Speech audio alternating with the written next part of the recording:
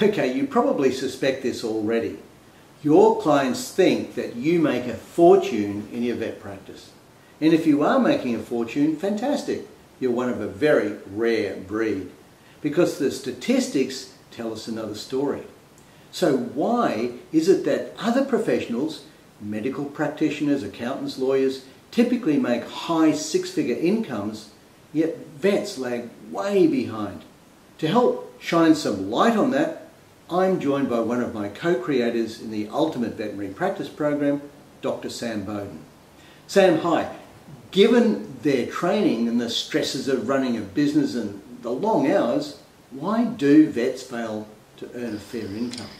Yeah, Chris, it's a fascinating area and something that I've spent a lot of time in. And I'm going to explain it very simply. I want you to imagine drawing a triangle. So if you're watching this, you might draw a triangle, equilateral triangle. At the bottom, you write story. And then above it, you write identity. Above that, behaviour. And above that, results.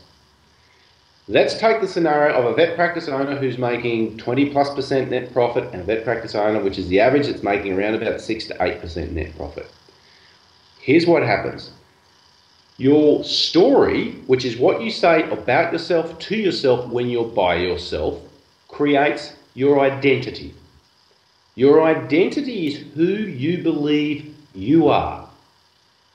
Now, the strongest driver of human behaviour is the need to remain aligned with your identity.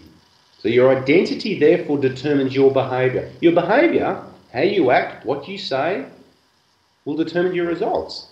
So let's break this down and give you an analogy of the two vet practice owners. The vet practice owner who's making, let's say, the 20-25% net profit practice. Here's the probable story he's saying. If he's telling himself, I'm good at this. I am good at running a practice. I'm good at marketing. I love marketing. I'm good at getting my team fired up. I'm quite good in leadership. So therefore, what's happening? They're going to be actually doing things. They're probably attending leadership seminars. They're probably, going on marketing programs. They're doing the things that are concurrent with that identity. So therefore, their results are going to be one that are a result of that behaviour, that they're going to be doing marketing pieces, they're going to be leading the team, they're going to be probably focusing on the figures and saying, look, why are we not, if we're measuring a KPI, why are we not doing any dentals? Okay, we've got an issue here. That's a training issue. Let me go back to the team and actually work them up in this area. So of course they have a different result. Now, the story that a vet practice owner that's making 6 to 8% is this.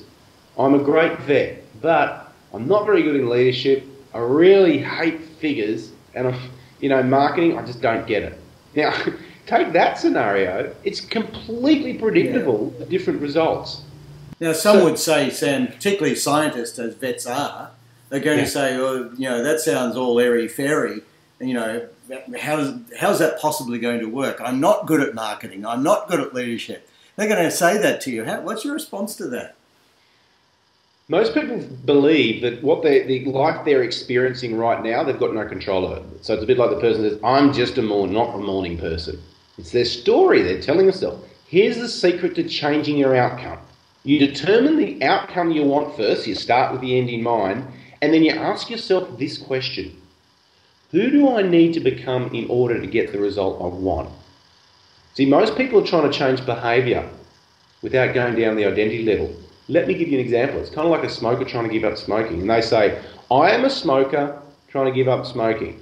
Now, of course, there's addictions with smoking, but what's actually changing is they're identifying, I am a smoker. So therefore, when it comes to saying no to the cigarette, the brain will kind of push them towards the cigarette because you're a smoker. And this is the story you're telling yourself. So the magic actually comes that you need to dig deeper than trying to change the behaviour. So if you actually need to go down and change the identity. How do you do that? By telling yourself a different story. So here's an actual practical process that I've used myself. I'll give you an example of this. In my vet practice, I determined, this run-down, horrible, dumpy little thing that I had, and I went, you know what, I want to have a very successful practice financially. I had a particular, how much I wanted to make a year in mind, how many days a week I was working, I wanted all that. And I identified, I went, I need to become great at marketing. Now, at this point, I wasn't great at marketing. In fact, I'd done none of it. but I want that outcome. Who do I need to become? I need to become great at marketing. I need to become great at managing and running a team. Okay. So what happened is I stopped going to veterinary seminars. I started going to marketing seminars. So my behaviour changed when I told myself I was interested in something different.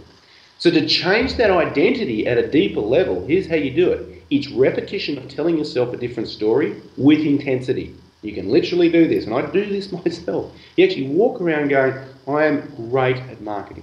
I'm becoming great at leaders. Okay, if you're not great at marketing now, I'm becoming great at marketing. I'm becoming a great leader. I'm becoming an awesome business owner. And I completely understand figures. If you tell yourself that enough times with enough frequency and with emotion, so, you can see I'm getting kind of revved up doing it, what will happen is after a period of time, it will become you. You'll start to believe it.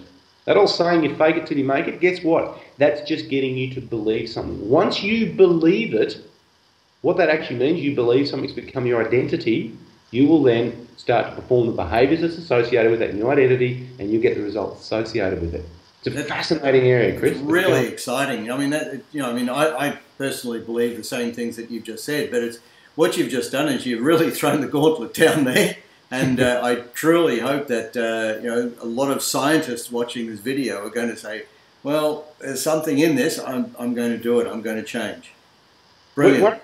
I'll give you some feedback. When we work with businesses at fairly high-end events, this is the area where we get the fastest amount of response, is when they start telling themselves a different story. It's extraordinary. Very exciting. Wonderful, Sam. Let's do this again sometime.